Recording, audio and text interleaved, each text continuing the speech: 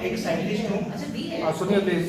मैं एक साइंटिस्ट हूँ और I belong to vegetable science. मेरा जो स्पेशलाइजेशन है वो वेजिटेबल साइंस से है।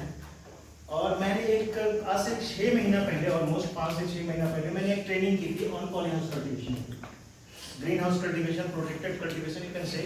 तो मैंने वो ट्रेनिंग करके आया था और मुझे इंस्टीट्यूशन ने मुझे भेजा था उस ट्रेनिंग को करने के लिए। You have to go and you have to take a training. तो फर्दर ऑर्गेनाइजेशन को इससे क्या फायदा होगा, यानी कि मैं जो हूँ वो यहाँ हूँ P3 में, और मेरा जो फोकस होगा कि मैंने वहाँ से जो एक्वायर किया है, जो ट्रेनिंग मैंने 6 महीने के, तो ऑर्गेनाइजेशन फिर मेरे को इवेल्युएट करेगा कि क्या ये ट्रेनिंग हमारे ऑर्गेनाइजेशन के लिए इफेक्टिव रहा या नहीं। तो I think so P3 stage वही है जिसमें आफ्टर लैप्सेस ऑफ टाइम 3 महीने की हो सकता है, 6 महीने के बाद मेरी इवैल्यूएशन इन कॉन्टेक्स्ट में कि मेरे से क्या बेनिफिट किसान को होगा, मुझे सीखने से ऐसा क्या। तो वहाँ पे जो मैंने एक्वायर किया, जैसे मुझे ट्रेनिंग दी गई तो बहुत ज़्यादा हैंडआउट्स दिए गए, वो शायद वो मोस्टली इंग्लिश में थे, वो हिंदी में नहीं थे। मुझे ज़्यादा फील्ड विजिट नहीं करवाया गया। मुझे मैक्सिमम जो टाइम मेरे को लगाया गया वो क्लासरूम में हमारी ट्रेनिंग दी गई। और जो मेरा कॉन्टेस्ट था, जैसे एग्रीकल्चर में, सपोज मैं हिमाचल का रहने वाला हूँ, तो हिमाचल में कौन सा वेजिटेबल ज़्यादा कल्टीवेशन होती है, इसके बारे में नाम बता करके उन्होंने प्लेन के बारे में बताया।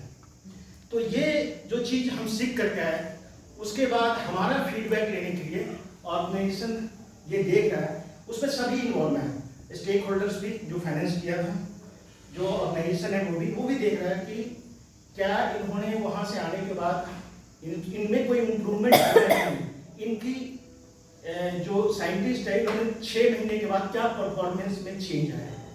That is the thing. I think so P3 से यही है जिसमें तो हम अपना ओपिनियन भी, जब हमारा फीडबैक होगा 360 डिग्री हमारा एक तरह से इसमें हमारा ऑब्जर्वेशन होगा। वो कोई भी स्टेज पे देख सकता है, चाहे नीचे का स्टेज हो, ऊपर वाला भी बॉस भी हो, वो 360 डिग्री मेरे को देखेगा कि इसमें इंप्रूवमेंट हुआ है कि नहीं इस ट्रेनिंग के बाद। तो this is the major things. उसके बाद हम अपना जो हम परफॉर्म कर रहे हैं, उसके बाद उनकी असेसमेंट होगी कि रियली में इनमें चेंजिंग आई है, पॉजिटिव और नेगेटिव।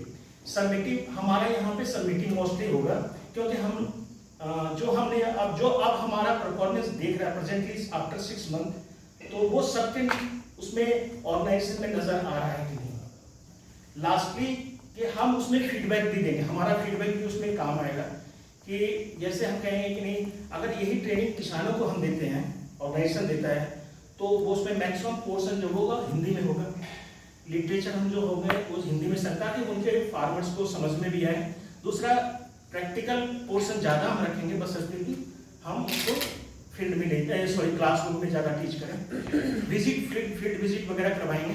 लेकिन ये सब चीज़ें हम अपना ओपिनियन देंगे, फीडबैक देंगे, कितना ऑर्गेनाइजेशन इसको और स्टेक होल्डर्स इसको ऑप्ट करता है, वो डिपेंड करता है कि ठीक है इन्होंने सजेस्ट कर दिया, इसका परफॉर्मेंस देखें बूस्ट कर रहा है, तो शायद हमारी 360 डिग्री उसके ऊपर हो सकता है कि उसको लगे कि नहीं, ये जो कह रहे हैं ये हमारा ऑर्गेनाइजेशन के लिए होगा। This is the thing I am representing P3.